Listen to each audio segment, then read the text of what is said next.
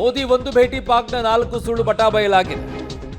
ಏನು ಅನ್ನೋದನ್ನ ಹೇಳ್ತೀನಿ. ಪಾಕ್ ಹೇಳಿದ ಹಸಿ ಸುಳ್ಳಿಗೆ ಮೋದಿಯವರು ಮಾತನಾಡಲಾರ್ದೇನೆ ಕೃತ್ಯದ ಮೂಲಕವಾಗಿ ತೋರಿಸಿದ್ದಾರೆ. ಫೋಟೋ ಸಾಕ್ಷ್ಯವನ್ನ ಕೊಟ್ಟು ಪಾಕ್ನ ಸುಳ್ಳಿನ ಫ್ಯಾಕ್ಟರಿಗೆ ಬೆಂಕಿ ಇಡುವಂತ ಕೆಲಸವನ್ನ ಮಾಡಿದ್ದಾರೆ.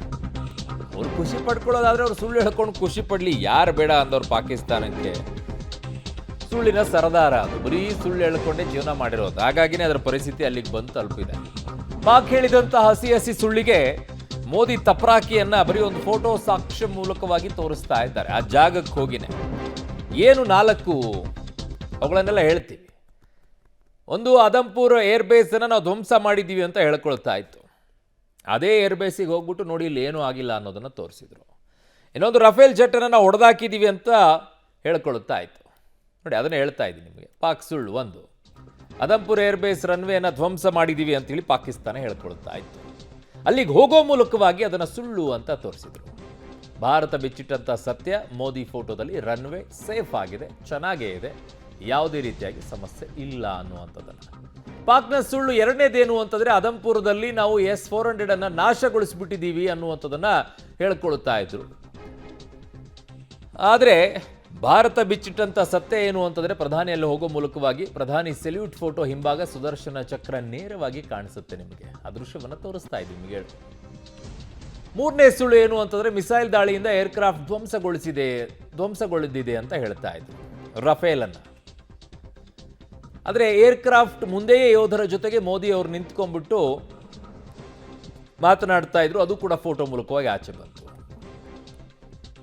ಸೊ ಹಾಗಾಗಿ ಪಾಕಿಸ್ತಾನ ಹೇಳಿದಂಥ ಪ್ರತಿಯೊಂದನ್ನು ಸುಳ್ಳನ್ನ ಕೂಡ ಎಲ್ಲವನ್ನ ಬಟಾಬಯಲು ಮಾಡಿದ್ದಾರೆ. ಅದರ ಜೊತೆಗೆ ಪಾಕಿಸ್ತಾನ ಹೇಳ್ತಾ ಇದ್ದಿದ್ದೇನು ಅಂತಂದ್ರೆ ಅದಂಪುರ್ ಏರ್ಬೇಸ್ನಲ್ಲಿ 60 ಯೋಧರನ್ನ ನಾವು ಕೊಂದಿದ್ದೀವಿ ಅಂತ ಹೇಳ್ತಾ ಇದ್ದಿದ್ದು. 60 ಯೋಧರನ್ನ ಎಲ್ರಿಗೂ ಕೊಲ್ಲಕ್ಕಾಗುತ್ತೆ ಅವರಿಗೆ? ಎಲ್ಲ ಅಲ್ಲೇ ಯೋಧರಿದ್ದಾರೆ. ಏರ್ಬೇಸ್ ನಿರ್ಮಾಣಕ್ಕೆ ಈಗ ಹಲವು ವರ್ಷಗಳೇ ಬೇಕಾಗುತ್ತೆ ಪಾಕಿಸ್ತಾನದಲ್ಲಿ. ಆ ರೀತಿಯಲ್ಲಿ ಮುಟ್ಟು ನೋಡ್ಕೊಳ್ಳೋ ರೀತಿಯಲ್ಲಿ ಹೊಡೆದಿಟ್ಟಿದ್ದೀವಿ. ಆದರೆ ನಮ್ಮ ದೇಶದಲ್ಲಿ ಆ ರೀತಿ ಏನಾದರೂ ಧ್ವಂಸ ಆಗೋದಾದರೆ ನಮ್ಮದೊಂದು ಅದಕ್ಕೆ ಆದಂಥ ಒಂದು ಟೀಮ್ ಇದೆ.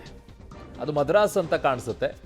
ಸೊ ಆ ಟೀಮ್ ಹೋಗಿ ಇಮ್ಮಿಡಿಯೇಟ್ ಆಗಿ ವಿದಿನ್ ಎ ಫ್ಯೂ ಅವರ್ಸಲ್ಲಿ ಸಂಪೂರ್ಣವಾಗಿ ನಿಮಗೆ ಏರ್ ಬೇಸಲ್ಲಿ ಏನಾದರೂ ಸಮಸ್ಯೆ ಆಗಿದ್ರೆ ಅದನ್ನು ಪೂರ್ತಿಯಾಗಿ ಟ್ರ್ಯಾಕನ್ನು ಸರಿ ಮಾಡುತ್ತೆ, ರನ್ವೇಯನ್ನು ಸರಿ ಮಾಡುತ್ತೆ. ಆ ಕೆಪಾಸಿಟಿ ಭಾರತಕ್ಕಿದೆ. ಆದರೆ ಪಾಕಿಸ್ತಾನಕ್ಕೆ ಹಂಗಿಲ್ಲ. ಯಾಕೆ ಅಂತಂದರೆ ಆಳವಾದ ಕಂದಕ ಅಲ್ಲಿ ಬಿದ್ದು ಹೋಗಿದೆ. ಯೋಧರ ಜೊತೆಗೆ ಸಂಭ್ರಮಾಚರಣೆಯನ್ನ ಮಾಡಿದರು. 60 ಜನ ಅಲ್ಲಿ ಯೋಧರು ಸಾವನ್ನಪ್ಪಿದ್ದಿದ್ರೆ ಅವರೆಲ್ಲ ನಿಂತ್ಕೊಂಡ್ಬಿಟ್ಟು ಸಂಭ್ರಮಾಚರಣೆ ಮಾಡ್ತಾ ಇದ್ರೇನ್ರಿ? ಮಾಡ್ತಾ ಇದ್ರ?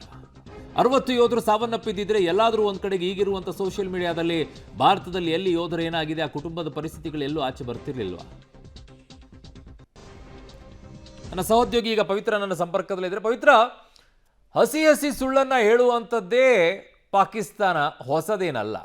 ಬಟ್ ಪ್ರತಿಯೊಂದಕ್ಕೂ ಕೂಡ ನಾವು ಸಾಕ್ಷಿಗಳ ಸಮೇತವಾಗಿ ಪ್ರತಿಯೊಂದನ್ನು ಕೂಡ ನಾವು ಹೇಳದೇನೆ ನೋಡ್ಕೊಳ್ಳಿ ನೀವೇ ಅನ್ನೋ ರೀತಿಯಾದಂಥ ಮೆಸೇಜ್ ಇತ್ತು ಇವತ್ತು ಅಲ್ವಾ ಪ್ರಧಾನಿಗಳದ್ದು? ಹೌದು, ಅದೇ ರೀತಿ ಇತ್ತು ಅರುಣ್. ಜೊತೆಗೆ ಪಾಕಿಸ್ತಾನ ಯಾವ ರೀತಿ ಸುಳ್ಳಿನ ಫ್ಯಾಕ್ಟರಿಯನ್ನ ನಿರ್ಮಾಣ ಮಾಡ್ತಾ ಇದೆ ಅಂದ್ರೆ ಅಲ್ಲಿನ ಸ್ವತಃ MP-ಗಳೇ ಹೇಳ್ತಾ ಇದ್ದಾರೆ, ದಯವಿಟ್ಟು ಆ ರಕ್ಷಣಾ ಸಚಿವರನ್ನ ಮಾತ್ರ ಇಂಟರ್ವ್ಯೂಗೆ ಕಳಿಸ್ಬೇಡಿ, ಬಾಯಿಗೆ ಬಂದಂಗೆ ಮಾತಾಡ್ತಾರೆ ಅಂತ ಹೇಳ್ತಾ ಇದ್ದಾರೆ. ಸೊ ಆ ರೀತಿಯ ಪರಿಸ್ಥಿತಿ ಇದೆ. ಎಲ್ಲಿ ಸಾಕ್ಷಿ ಅಂತ ಕೇಳಿದ್ರೆ ಸೋಷಿಯಲ್ ಮೀಡಿಯಾದಲ್ಲಿದೆ ಅಂತ ಒಬ್ಬ ರಕ್ಷಣಾ ಸಚಿವ ಹೇಳ್ತಾನೆ ಅಂದ್ರೆ ಅಲ್ಲಿ ಯಾವುದಕ್ಕೂ ಕೂಡ ಬಾಯಿಗೆ ಮಿತಿಯೇ ಇಲ್ಲ. ನಾಲಿಗೆ ಯಾವ ರೀತಿ ಆಡುತ್ತೋ ಅದೇ ರೀತಿ ಮಾತನಾಡ್ತಾರೆ. ಸೊ ಇವತ್ತಿನ ಫೋಟೋ ಏನಿದೆ ಅದು ತಕ್ಕ ಉತ್ತರವನ್ನ ಕೊಡುತ್ತೆ. ಈಗಾಗಲೇ ಸೇನೆಯ ಅಧಿಕಾರಿಗಳು ಏರ್ಬೇಸ್ನ ಅನೇಕ ಫೋಟೋಗಳನ್ನ ರಿಲೀಸ್ ಮಾಡಿದ್ದಾರೆ, ಯಾವ ರೀತಿ ಏರ್ಬೇಸ್ಗಳು ಸೇಫ್ ಆಗಿದೆ ಅಂತ ಹೇಳ್ತಾ ಇದ್ದಾರೆ. ಆದರೆ ಇವತ್ತು ಒಬ್ಬ ಪ್ರಧಾನಿಯೇ ಹೋಗಿ ನನ್ನ ಏರ್ಬೇಸ್, ನಮ್ಮ ದೇಶ ಕಾಯುವಂತಹ ಏರ್ಬೇಸ್ ಎಷ್ಟು ಸೇಫ್ ಆಗಿದೆ ಅನ್ನುವಂತಹ ಸಂದೇಶವನ್ನ ಶತ್ರು ಪಡೆಗೆ ಕೊಟ್ಟಿದ್ದಾರೆ ಅಂತ ಅನ್ನಿಸ್ತಾ ಇದೆ. ಅದರಲ್ಲೂ ಪ್ರಮುಖವಾಗಿ ಪಾಕಿಸ್ತಾನ ಹೇಳಿದಂತಹ ದೊಡ್ಡ ಸುಳ್ಳು ಏನಪ್ಪಾ ಅಂದ್ರೆ S-400 ಅನ್ನ ಒಡೆದು ಹಾಕಿದೀವಿ, ಏರ್ ಡಿಫೆನ್ಸ್ ಸಂಪೂರ್ಣವಾಗಿ ಧ್ವಂಸ ಆಗಿದೆ ಅಂತ ಹೇಳ್ತಾ ಇದ್ರು ಅದಂಪುರದು. ಸೊ ಅಲ್ಲಿಗೆ ಹೋಗಿದ್ದಾರೆ. ಜೊತೆಗೆ ಒಂದು ಸೆಲ್ಯೂಟ್ ಮಾಡುವಂತಹ ಫೋಟೋ ಇದೆ. ಅದರ ಹಿಂಭಾಗ ನೀಟಾಗಿ S-400 ನ ಫೋಟೋ ಕೂಡ ರಿವೀಲ್ ಆಗಿದೆ. ಇನ್ನೊಂದು ಫೋಟೋದಲ್ಲಿ ರನ್ವೇಗಳು ಕಾಣಿಸ್ತಾ ಇದೆ. ಜೊತೆಗೆ MiG-29 ಅನ್ನ ಹೊಡೆದು ಉರುಳಿಸಿದೀವಿ, ರಫೇಲ್ ಅನ್ನ ಹೊಡೆದು ಉರುಳಿಸಿದೀವಿ ಅಂತ ಹೇಳಿದ್ರು. ಸೊ ಆ ಫೋಟೋಗಳು ಕೂಡ ಅನಾವರಣಗೊಂಡಿದೆ. ಅದರ ಜೊತೆಗೆ ಅರುಣ್ ಇನ್ನೊಂದು ಫೋಟೋ ಇದೆ, ತುಂಬಾ ಚೆನ್ನಾಗಿ ಒಂದು ಮೆಸೇಜ್ ಅನ್ನ ಪಾಸ್ ಮಾಡುವಂತಹ ಫೋಟೋ ಅದು. ಅದರಲ್ಲಿ ಹೇಳುತ್ತೆ, ಶತ್ರು ದೇಶದ ಪೈಲಟ್ ಯಾಕೆ ನಿದ್ದೆಗೆಡ್ತಾನೆ, ಯಾಕೆ ಆತನಿಗೆ ನಿದ್ರಿಸೋದಕ್ಕೆ ಸಾಧ್ಯ ಇಲ್ಲ ಅನ್ನುವಂತಹ ಒಂದು ಕ್ಯಾಪ್ಷನ್ ಇದೆ. ಅದರ ಪಕ್ಕವೇ ಫೈಟರ್ ಜೆಟ್ ಇದೆ, ಅದರ ಪಕ್ಕ ಮೋದಿ ಅವರು ಒಂದು ಫೋಟೋಗೆ ಪೋಸ್ ಕೊಡ್ತಾರೆ. ಸೊ ಎಷ್ಟು ಚೆನ್ನಾಗಿ ಒಂದು ಸಂದೇಶವನ್ನ ಒಂದು ಫೋಟೋದ ಮೂಲಕ ರವಾನೆ ಮಾಡಿದೆ ಅಂದ್ರೆ ಕೇವಲ ಪಾಕಿಸ್ತಾನಕ್ಕೆ ಮಾತ್ರ ಅಲ್ಲ ಈ ಸಂದೇಶ, ಇವತ್ತು ಇಡೀ ಜಗತ್ತೇ ಒಂದು ಹಂತದಲ್ಲಿ ನಿಬ್ಬೆರಗಾಗಿದೆ.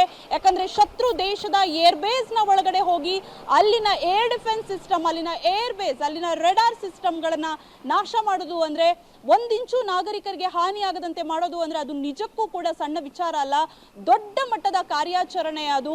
ಜೊತೆಗೆ ಅಲ್ಲಿರುವಂತಹ ಇನ್ಫ್ರಾಸ್ಟ್ರಕ್ಚರ್ ಆಗಿರ್ಬೋದು ಅಥವಾ ಅಲ್ಲಿರುವಂತಹ ಪ್ರಮುಖ ನಗರಗಳನ್ನ ಒಂದು ದೇಶದ ಸೇನಾ ಕೇಂದ್ರದ ಸನಿಹದಲ್ಲೇ ಹೋಗಿ ದೊಡ್ಡ ಮಟ್ಟದ ಆಪರೇಷನ್ ಅನ್ನ ಮಾಡೋದು ಅದು ದೊಡ್ಡ ವಿಚಾರ. ದೊಡ್ಡ ಮಟ್ಟದ ಪ್ರಿಪರೇಷನ್ ಬೇಕಾಗುತ್ತೆ, ದೊಡ್ಡ ಮಟ್ಟದ ವಾಯುಪಡೆಯ ನುರಿತ ವಾಯುಪಡೆಯ ಸಿಬ್ಬಂದಿ ಬೇಕಾಗುತ್ತೆ. ಸೊ ಆ ಕೆಲಸವನ್ನ ಮಾಡಿದೆ.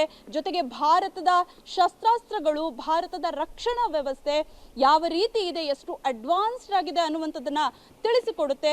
ಸೊ ಹಾಗಾಗಿ ಇವತ್ತು ಮತ್ತೊಮ್ಮೆ ಭಾರತದ ಮಿಲಿಟರಿ ಪವರ್ ಏನು, ವಾಯುಪಡೆಯ ಪವರ್ ಏನು ಅನ್ನುವಂಥದ್ದನ್ನ ಸೂಚ್ಯವಾಗಿ ತಿಳಿಸೋದಕ್ಕೆ ಇವತ್ತು ಆ ಕೆಲಸವನ್ನ ಕೂಡ ಪ್ರಧಾನಿಯವರು ತುಂಬಾ ನೀಟಾಗಿ ಮಾಡಿದ್ದಾರೆ. ಜಗತ್ತಿಗೆ ಒಂದು ಸಂದೇಶವನ್ನ, ವಾರ್ನಿಂಗ್ ಅನ್ನ ಕೂಡ ಕೊಟ್ಟಿರುವ ರೀತಿಯಲ್ಲಿ ಕಾಣಿಸ್ತಾ ಇದೆ ಅರುಣ್.